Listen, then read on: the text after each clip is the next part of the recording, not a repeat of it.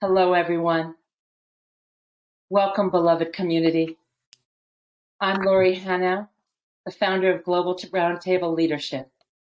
Thank you so much for joining us for episode 5 of the Roundtable Dialogue series for a very special conversation with our partner and client and my soul brother and friend, Joel Solomon. Throughout our dialogue, we want to invite you to think about what questions you may want to put in chat and just drop them in along the way, and we will do our best to feed those questions into our conversation. I also want to invite you to send along any gratitude to Joel that you may have, share any stories in chat for ways that he has influenced you along the way. Anything that you want him to have in the notes and chat, please feel free to contribute. This is going to be a very robust and precious hour.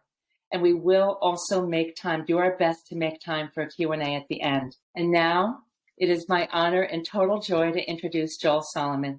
Joel is a co-founding partner of Renewal Funds, Canada's largest mission venture capital firm, with $240 million in assets under management.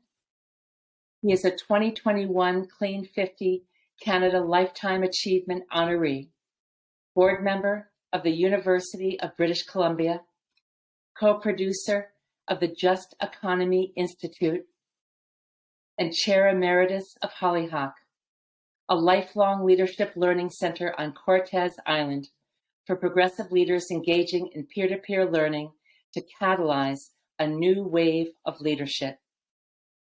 Joel is the founder of Social Venture Institute, a learning and relationship event that began at Hollyhock in 1980 and continues today, attracting social entrepreneurs and meaningful enterprise, for-profit and social sector organizations.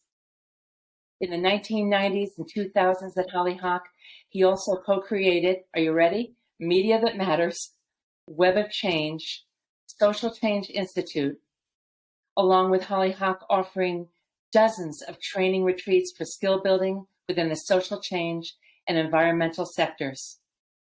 Hollyhock also has hosted many activist communities and First Nations peoples, making a long-term relationship between them that carries on today. Joel was a co-founder of the Tides Canada Foundation, now called Make Way, bringing its unique products to Joel's now 20-plus years work in Vancouver and on Cortes Island, supporting social change in environmental sectors across North America and beyond. Joel and his team were a key part of building Joel and his team were a key part of building Vision Vancouver. I get so excited when I talk about Joel. I'm just in awe of what he's done in one lifetime. Led by Mayor Gregor Robertson, Vancouver's longest-serving mayor and political party in Vancouver history. Joel is also a co-author of The Clean Money Revolution, Reinventing Power, Purpose, and Capitalism, a call to action to know where your money is and what it is doing to whom, in what places, right now. He argues that society must move trillions of dollars from damage to regeneration. I have been blessed to support Joel on his life and leadership journey.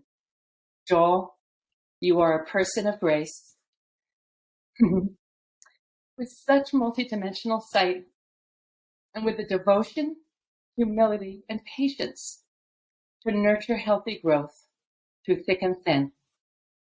A true gardener indeed, working and loving from the inside out with every breath that you take. Welcome, Joel. Thank you, Lori. That was a beautiful introduction. Last night was Passover, a celebration of liberation for my predecessors back many generations, and also a time of hope and new possibilities and new life. So it's a great day to be here with you and all of you on the whatever forums you're listening. Thank you all for being here, and I'm excited about our conversation.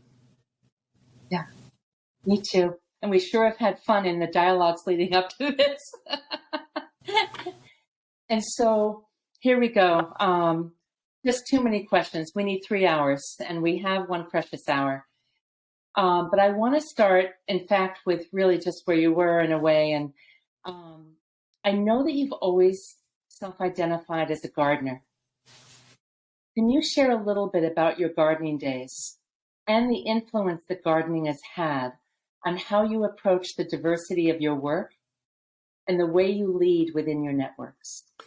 Nature gives us all kinds of metaphor and guidance and insights for how we might deploy ourselves in the human worlds. And there are infinite lessons in nature available to us. Take care of the soil was the core principle that I learned at the now Occidental Center for Arts and Ecology in West Sonoma County, where I attended gardening training back in the late 70s. And I got guidance for life and metaphors for life and insights, inspiration, and understanding about things that might be more ephemeral, but also very pragmatic. And I'm blessed that that became foundational for me in thinking about how to live my life and how to be a good human and good citizen. And I will just acknowledge those who helped me along the way and showed me new ways of thinking and insights, and helped me think about life as gardening and bringing forth new life and beauty, nourishment, and understanding about things beyond ourselves.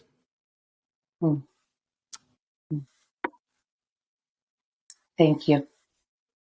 And again, I know that I have been humbled many times over these past 14 years of your patience, just the wisdom of your patience to, make your relationships flower and to walk wide-eyed and straight ahead through the challenges, knowing, the bigger picture. I've just always been stunned by how clear you are there. And to speak of a gardening influence again, Peter Strigatz and I were talking the other day about the radical vision you had when you started as a venture capital firm. You created a high volume, low dollar amount based on ecosystem foundation building. This was Renewal 1. It was a 3-pronged whole systems approach, all being coordinated at the same time. You had the vision for foundation feeding nonprofits, number 1. Number 2, small investments in social enterprises. And number 3, a grassroots political approach.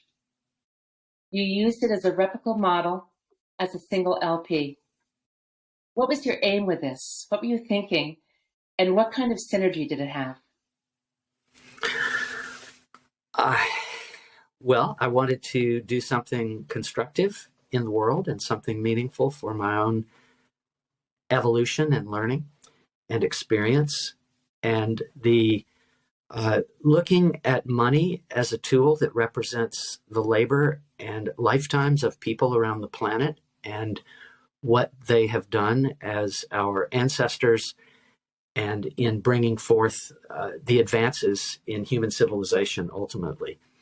And I feel that all of us on this call today are beneficiaries of thousands of years of ancestors, predecessors, and people who went through all kinds of hardship and challenges, innovation, inspiration, and blessings from that which is less tangible, that is not as easy to see, and that if we remember to be open to all of that that precedes and surrounds us, there is so much support in the universe and among our species if we are committed to finding it and gardening it and bringing it forth.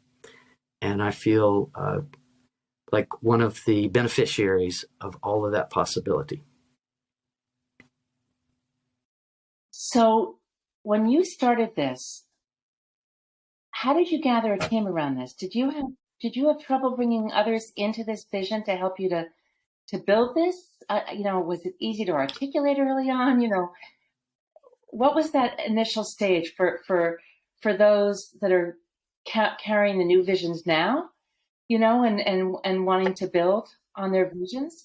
And any storytelling there or any guidance that you have? Well, this is a good moment to acknowledge the business partner who made so much of this possible, Carol Newell. I actually met you around some of your work with Carol as well. Carol and Carol blessed me with the opportunity to move full-time to Canada, to British Columbia, and to deploy capital that she had inherited, but that she wanted repurposed in the world today for helping humanity and ecology and sensibility about the cosmic elements and those things larger than ourselves, and to always act the best that we could on behalf of those larger forces. And what a beautiful thing to get to be pragmatic with money, investments, loans, sponsorships, gatherings,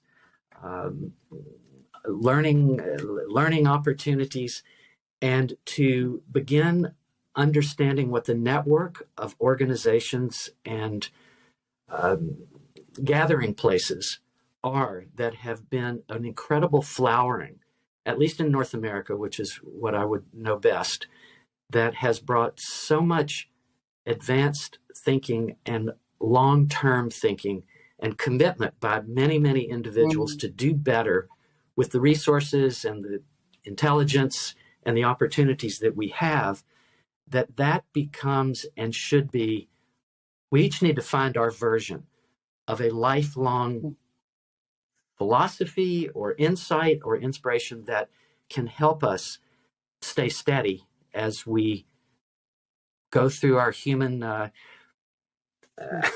antics and possibilities, and we manifest things that come from our values, our hearts, and our vision that can help the future do better.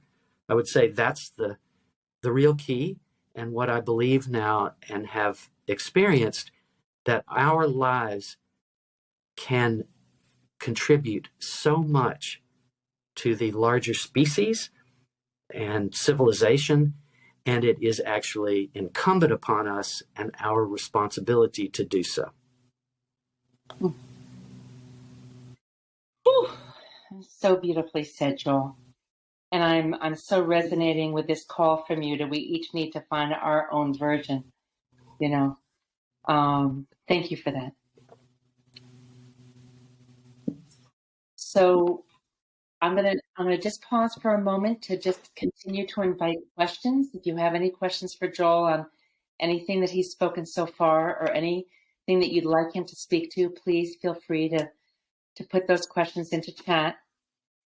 And another question that I have is that with all the books you could have written, why did you feel called to write The Clean Money Revolution? And which, by the way, I just want to do a little show and tell here. Such an elegant, like the man himself. But why did you feel called to write this book, Joel? Well, it became obvious as I learned more about the world how privileged and blessed that I was to come into circumstances in this incarnation in which my lineage went through centuries. All of our lineages went through centuries of hard times, struggles, and working hard to take care of families and communities and to build resilience and possibility and capacity. The creativity of the human spirit, mind, and heart is enormous. And I know that on this call, I can't tell who's on here yet, but that there are many of you who have been touched and inspired and awakened to the call of doing our best. and committing our lives to future generations, to contemporary times, and to keep learning our blind spots, skills and tools to make alliance with each other in many different ways, and to do our very best that 100 years from now, and hopefully 1,000 years from now, people will have at least a little footnote in the history books that there was a time where major choices were possible, and that for the direction of humanity and our long-time well-being, and that we come to understand that we are the ancestors of the future, whether through procreation or through blessing and care, and that's our responsibility in exchange for this incredible gift of life. And of course, we all must take that very seriously and treat it with the preciousness that it deserves, and share it with others, and understand why the world is such that many suffer for a few of us to have an easier time.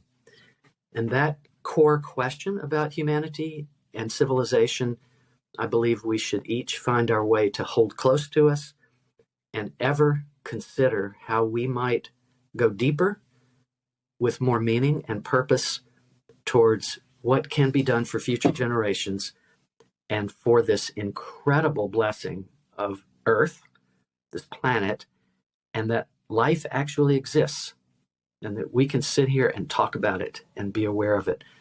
So it's important, I think, for each of us to find the way that we might hold that inside our hearts and our spirits, and ever check ourselves, be in community with people who might give reflection, watch others who inspire us, and chip in everywhere that we can, all day long, every day, so that future generations will have at least as much as we have in terms of this experience of life, and that we will have the possibility to change major societal realities about fairness and access and good life, and that human ingenuity, being the amazing factor that it is, gives us incredible privilege and opportunity that we can manifest beauty, meaning, and purpose, and be sure that all those generations that are looking back right now and studying this time and scratching their heads about what we did with this unbelievable capacity that humans actually have, the more that we can preach that, share it, be it, and offer it to others, and help that the world is ever more astute and insightful about how 6, 7 billion, maybe 10 billion of us will live together on this planet and make a long-term future that's viable and extraordinary. And that's what I live for, and I hope that all of you do too. May it be so. We have a question from Matea Kramer. Excuse me. A question on caring today. What do you recommend for those who seek to reinvent capitalism, starting with their own retirement funds? That is, what options might we pursue instead of the prevailing mutual funds? So, we live in a capitalist system. We live in a system where money and financial capacity makes a lot of difference between what our lives are going to be like and what the lives of those around us are like.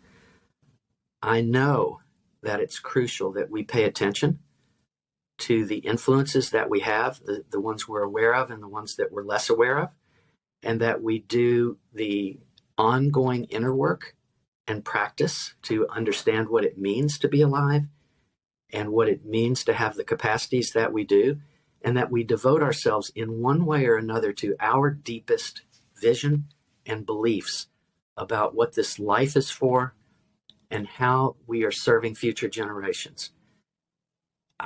My experience is if we remember those topics and to think about it and to use our own life experience to observe and reflect and keep learning, that this is the holy pathway. Just being aware and understanding more about existence and how our relationship to it can affect so much more than our immediate day-to-day lives. I believe that there are lots of people on this call who understand that and hold it and live it.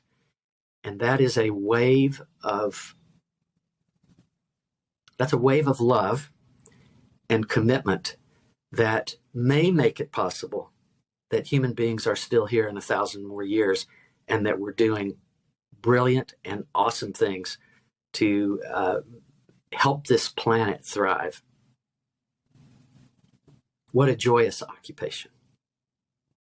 That is for sure.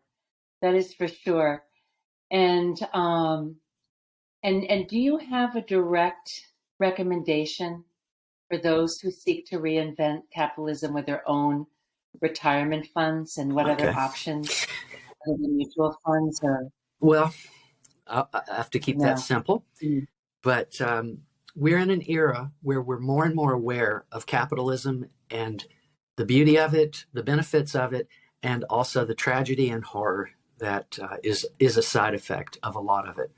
It's crucial that we understand more about where things come from, who is affected by them, and how our actions, our choices, our quick decisions at the retail store of what we buy, how we use it, what we do with it, and take some time to understand the supply chains and the story of where things come from.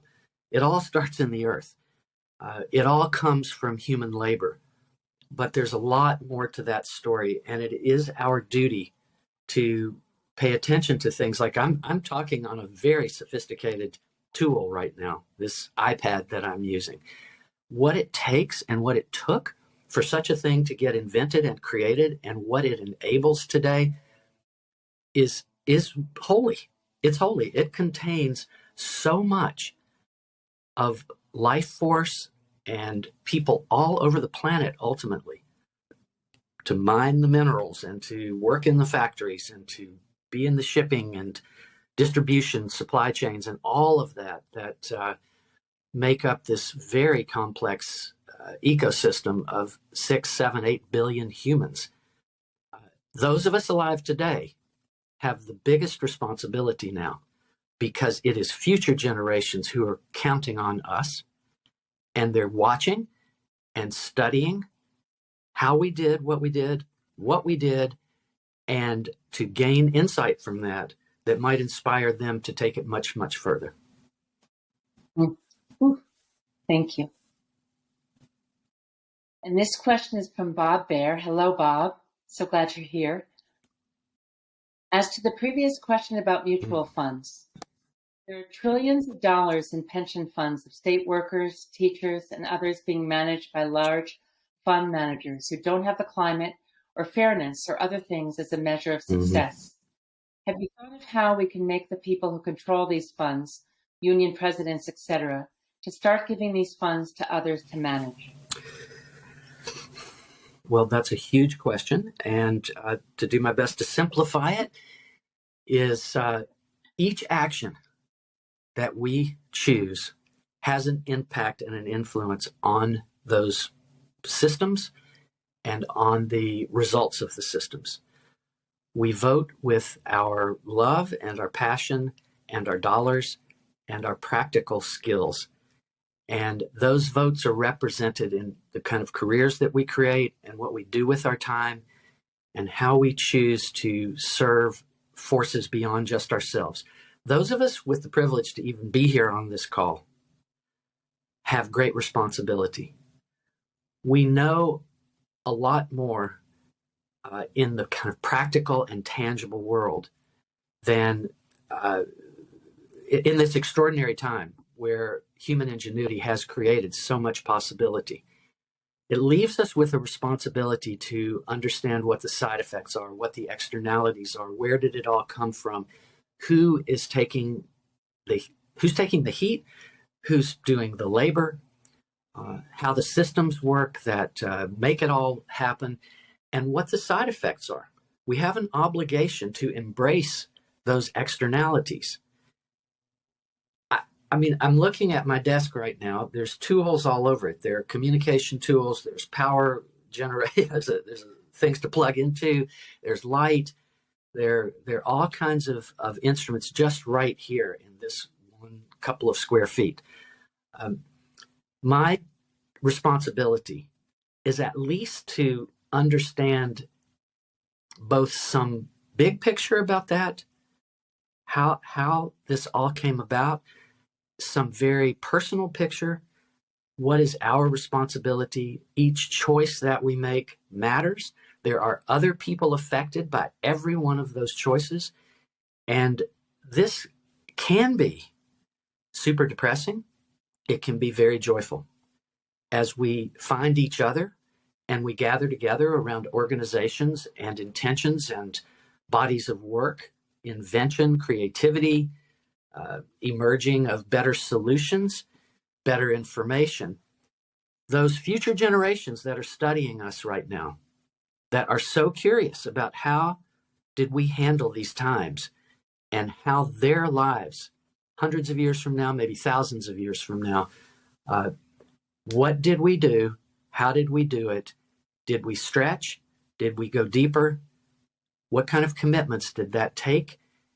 And to do so with joy and heartfulness and caring about the whole set of creation. It's an extraordinary, extraordinary reality that we live in. And we better use this precious lifetime to do good things with it and to make the world better for as many people as possible. Yeah. And Joel, oh my gosh, I mean, what I hear you saying is how important it is that we ourselves educate ourselves, that we do our best to walk our own talk, that to not underestimate each of our own power. It's so easy to go into overwhelm and think the systems are so big we cannot have an influence. And I want to add that when we can do this in the practice of compassion and not othering, not shaming or blaming the others, because we all together are creating this, right? And as you said, with the choices we're making with our buying, like in so many ways that we may not even be connected to, we may have our own blind spots around. And so, the inner work of walking our own talk and not underestimating the power of our presence and its influence on those around us, and the ripple out of that. And then I have one more question here, and then I'm gonna shift to another question that I have. And please forgive me for anyone. I want to apologize up front. I'm dyslexic, and complex names aren't easy for me. But this question, I believe, if I'm pronouncing your name right, is Ashley Duque Kenzel. I hope that I got close. How do we bring awareness and action to this space while competing against so many voices and issues? It is critical, but drowned out by other topics. You believe that to be true, that it's drowned out by other topics. And how do we continue to bring awareness and action to this space? Well, this takes us from my very grandiose statements and kind of global perspectives to the practicality of just being who I am and who you are, and that we examine our choices and our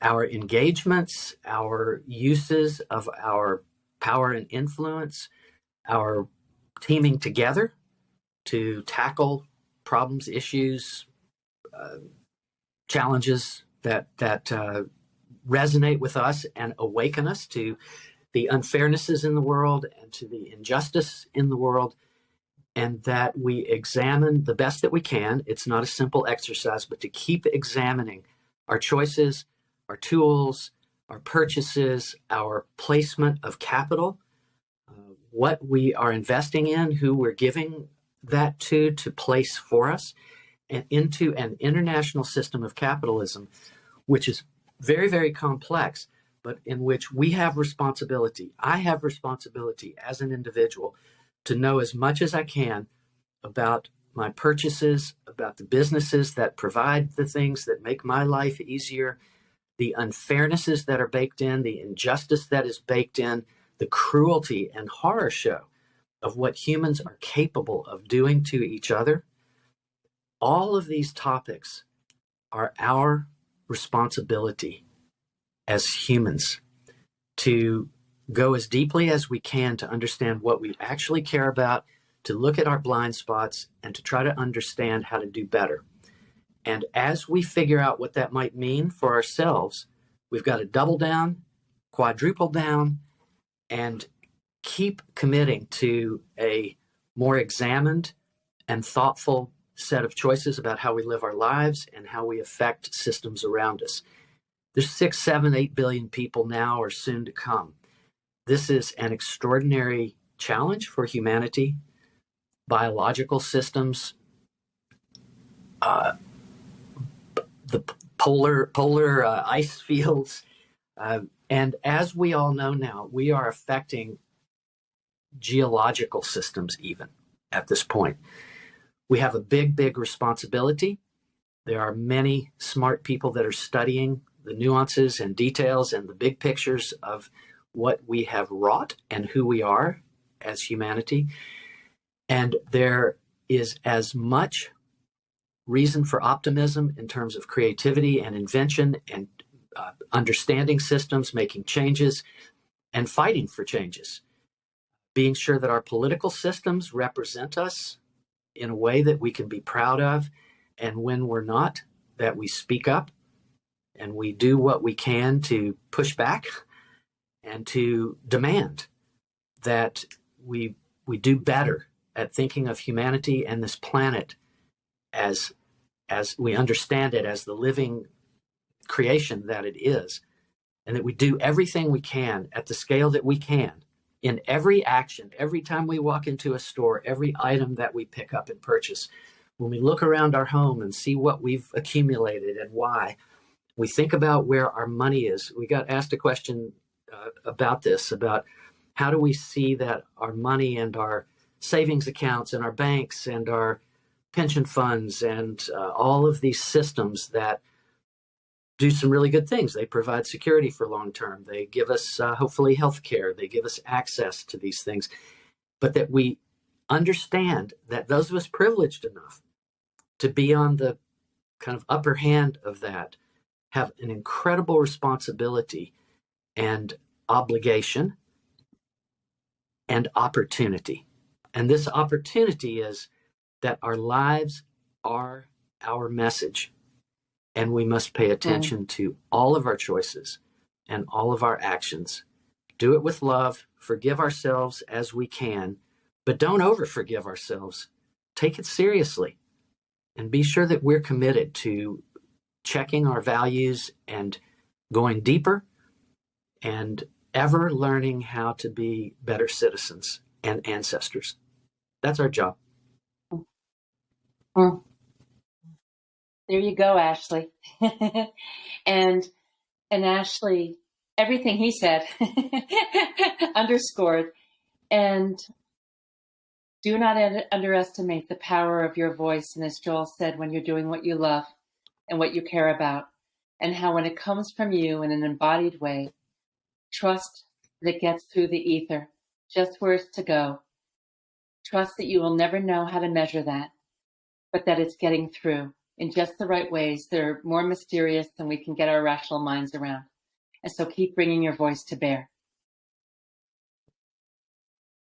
So Joel, here at Global Roundtable Leadership, we've created, this is the me and those of us that are teaming with me here, this is our version of our passion, is our shared leadership framework where we support the practices of how we can share leadership and share power and share responsibility and meaning within our work and our teaming and our workplaces. Within the framework, we also have practices of hosting.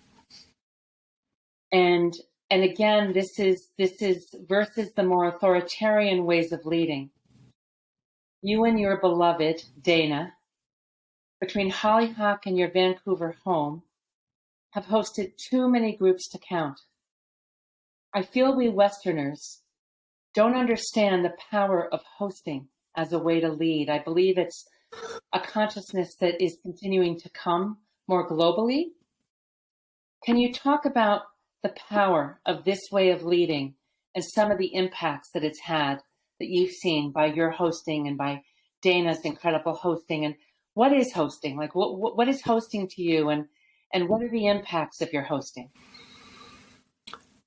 We are blessed with an apartment in Vancouver on the waterfront that we've been in for 20-something years, and which we make available to all kinds of not-for-profits, political campaigns, issues, groups, and folks who need to come together and have a safe space to strategize their futures and their organization's futures. And the privilege to be able to do that is a really very special one. And if you have it, I urge that you make sure that you use it and that you activate it for the things that you care about and supporting the people that you care about.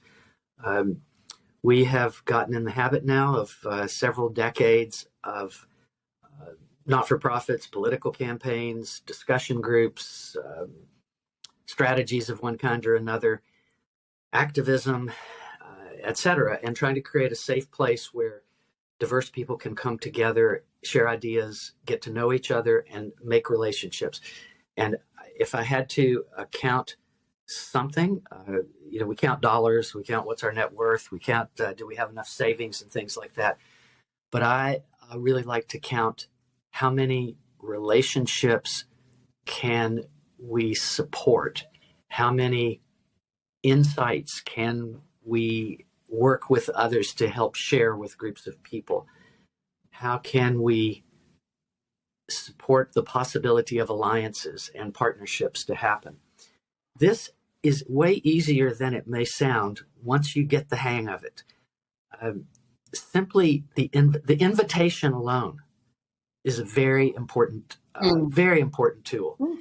And whether it's our home, whether it's to gather in a local pub, whether it's to go on an outing together, a learning expedition, etc., she and he and they who host get a tremendous gift from the experience of all the people that you're able to come into contact with. Some days, some evenings, there'll be an event going on and an organization doing important work, and I'll watch everybody just buzzing and talking to each other and excited about meeting each other, and then sitting and listening and talking about serious topics, making commitments to get involved or to go further with our own work. And then I've been blessed to be involved with a facility that does this professionally called Hollyhock on a small island north of here that effectively does this organizationally on a regular basis. And I've been part of organizations. I'm sure a number of you here are parts of ones I may have met you in. I can't see who all the list is. But these organizations and this gathering of people and the coming together with good heart and good spirit and good times while talking about serious topics and finding our ways to making more commitments with our work, with our products, our services, and our lives and our lifetimes. This is, for me, the most precious thing that I will ever have, of course, is this life. And the fact that there's lineage behind it, that my people came from somewhere and faced hardships and made it through, that all of us have those histories in one way or another. They're not always happy. There are many tragedies and there are very hard times. But it is our duty and responsibility of being alive that we understand the good and the bad and the beautiful and the ugly of what humanity can be, often is, and what we can do to see that future generations will be inspired by the choices we make and therefore make better choices for themselves and for the people around them. Yeah. Yeah. And your embodiment of generosity, of sharing food and music, making others comfortable, listening, not telling, learning the skill of asking good questions, having people feel seen and heard. It's amazing to me that we don't consider this in our as deeply or as consciously in our workplaces. You go to a great party, and the hosts of a great party, usually there's that warmth and safety, and again generosity and play, and you feel seen and welcomed. And when we practice being this way, of instead of power over and under each other, sharing of power and sharing, building quality relationships, right? These are the elements of hosting that I've seen you and Dana embody so much, that have created such ripple outs for the groups that you have hosted. I have a question for you, and then we'll open it up in the Q&A. We'll see if we have 5 minutes or so for the Q&A. But Joel, recently you received a diagnosis of Alzheimer's. Personally, I have been so humbled and inspired by your attitude. In a world where we are so terrified of cancer and dementia diagnoses, and even how to show up for those that we love with these diagnoses, what are you learning so far? What discoveries or wisdoms can you share with us from here to support us all leading our lives together with less fear? Well, the simple conclusion for me with a diagnosis like that is it's got to be party time now. And what I mean by that, I don't mean to be flippant, but it is time to celebrate and exalt and find that which most inspires me and which I can share effectively. And that all I can really think about is I'm not going to go and study all the dimensions of Alzheimer's and the deterioration of my brain and mind. I'm just going to do the best I can. I understand that dancing is very good for these conditions, and I'm an exuberant dancer, so that's going to help. I like to I play shikos and drums, and I play with the best bands in the world, but on the stereo, and I have a great time and entertaining myself. And I'm also very entertained by gatherings of people, especially people that are in a positive and optimistic state. And I like to talk about help each other festivals as when I think about a conference or creating a gathering, that it's really about helping each other. It's not simply to have a good time and have fun. That's important and super valuable. And if you don't do that, I encourage you to talk to people that you see who do it and ask for their insights about how you might also enjoy this time that we have while we're alive. Because of choices I made with getting involved with certain organizations and I guess movements and societal changes that have been rich and robust during the time I've been alive, I feel that I was born in a great time, and all of us that are here today were born at a great time in history. There's tragedy, suffering, misery, and terrible things that go on between humans on the planet. Our supply chains, where things come from, how we treat each other, how much money we accumulate, why we're able to accumulate so much money, why we don't have more fair taxation systems and better nation states that help to balance all this out. But despite all of those challenges and possible hardships and things to be discouraged about,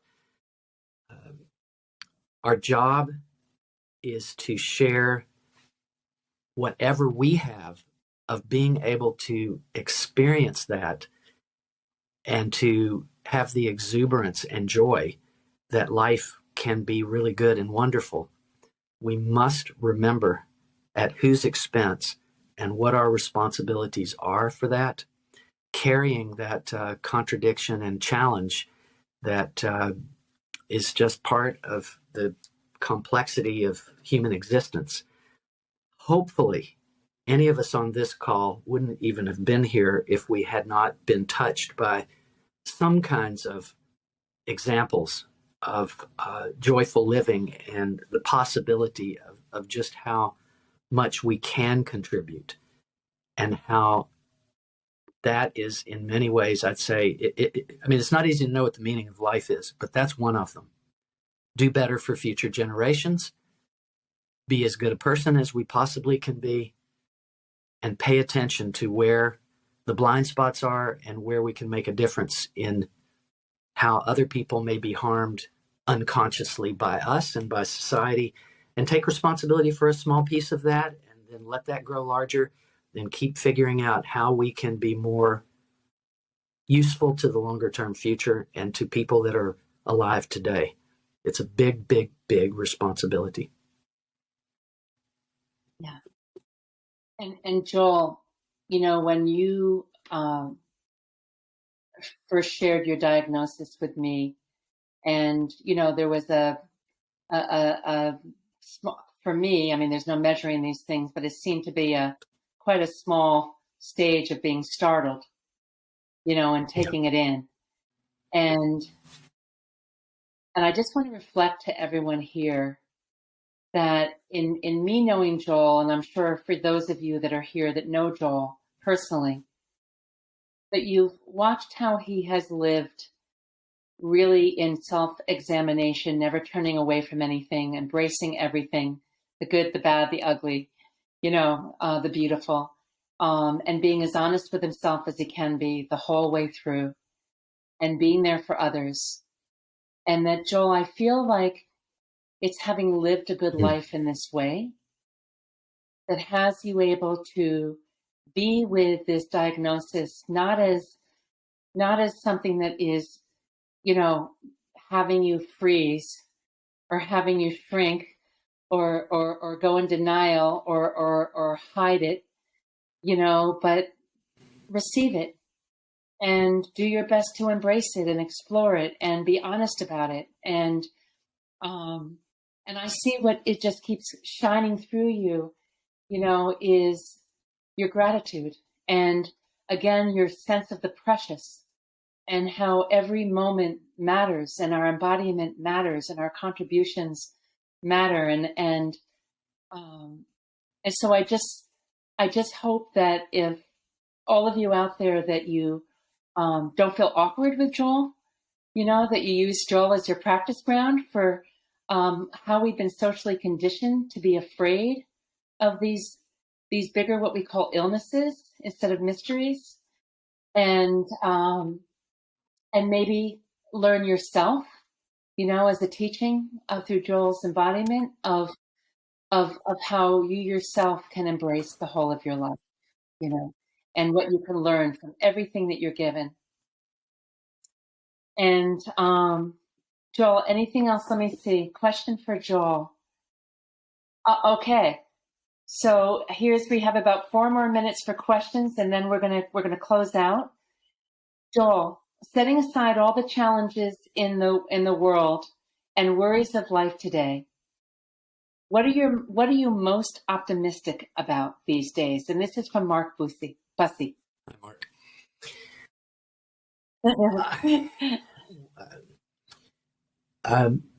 Well, we do. Many people face serious hardships, and it's easy for someone with privilege and access and many tools and lots of benefits of modern times. Meanwhile, we're all, at the end of the day, we are facing ourselves and choosing how to live our lives, where to focus, how to be a good person, and how to understand our place within this great complexity. With 7-8 billion of us, or whatever the number is now, we're just a drop in a bucket. Yet we know many stories, and we know our own stories, and we know how we are sometimes able to be influential or give a gift of a little bit more joy or inspiration to someone, or a helping hand. That we do what we can to fight injustices and stand up for issues that we know in our hearts matter, and that it is our responsibility in being alive to be good citizens who pay attention to those things and actually take tangible actions. Everyone on this call has got some more time.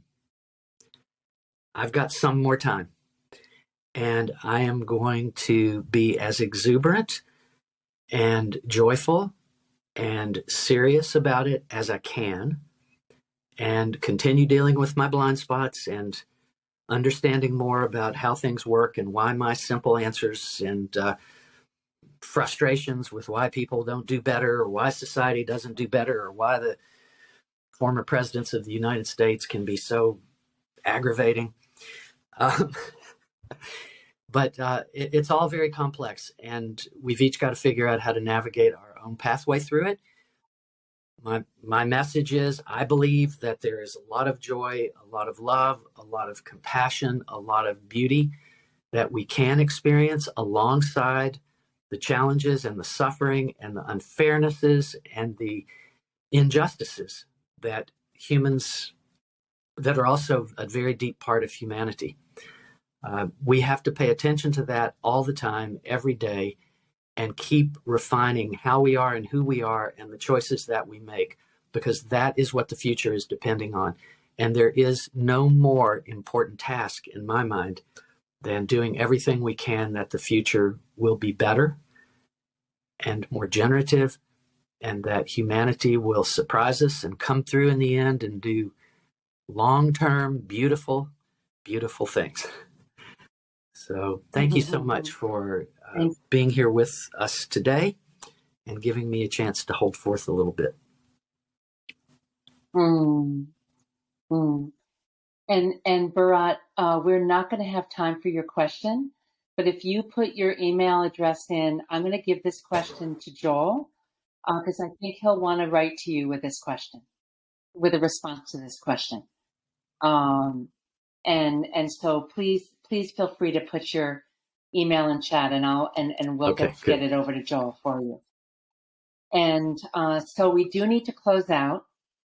I can't believe it. We have 4 minutes to close here, and I want to name the generosity of what you're offering, Joel. First, I want to thank you so much for this dialogue and for all your messages to all of us, and also to this beloved community for your care and for your questions and for showing up with us, and for all the great work that you are doing in the world and all the ways that you are cultivating your presence to be true to who you are and what you care about.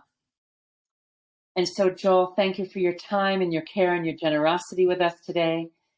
And again, for everyone, for your presence and questions.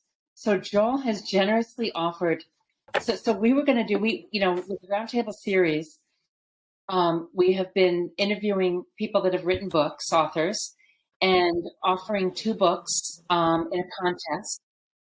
Joel said, forget that. I'm not doing that. I want to give everyone a book who wants a book.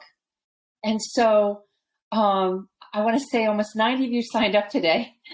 And whoever cares to have a copy of his book, The Clean Money Revolution, click on his website, which Julie is going to put in the chat. It's joelsolomon.org. And you'll fill in a contact form with your name and address, and whether you want a audio or hard copy book. Or spoken. Right, Joel? Or spoken, which Joel thinks is the best. And Joel will make sure to get you the form that you want of a book. And so, again, you can put your names and your email addresses here in chat, and we'll make sure to get those over to Joel. And you can also go straight to joelsolomon.org and fill out the contact form. And Joel, thank you for this incredible generosity of giving a book to each person that cares to have one. I know they'll go far and wide.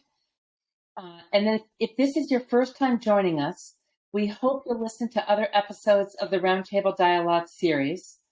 The purpose of the Roundtable Dialogue series is to hear from leaders about how they're getting real, about what it takes, and what becomes possible when we share leadership and power. You can check out the first 4 episodes via the links in the chat box. And a major drum roll for us here at Global Roundtable Leadership. After literally 23 years of creating these frameworks, if you and your teams are serious about shifting your organizational culture and up-leveling the humanization of your teams toward more humanity, hospitality, inclusion, and shared leadership and power, like Joel has shared here today, we are very excited to announce the launch of Foundations of Shared Leadership, our 8-week online learning journey for executive leadership teams. We're starting with the executive leadership teams because they hold the positional power, but we also have more learning journeys if the executive leadership teams take that journey and then feel a commitment to include the rest of their organizations. We have you. So sign up, click on the link in the chat box to sign up for more information. And this is a huge moment for us, Joel, here while we're in dialogue with you. And Joel, I know that you see human relations with depth and skillfulness as essential ways we can learn together to generate useful wisdom and expressions of love. This is most certainly a root of your legacy. Thank you so much, Joel, for who you are and all that you offer the world. Thank you, Lori, Julie, and Sebastian, and whoever else has been part of making this happen. I really appreciate it, have enjoyed it, and look forward to whatever flows forth from here. We do too. Thank you, everyone. Continue to take great care. See you again soon.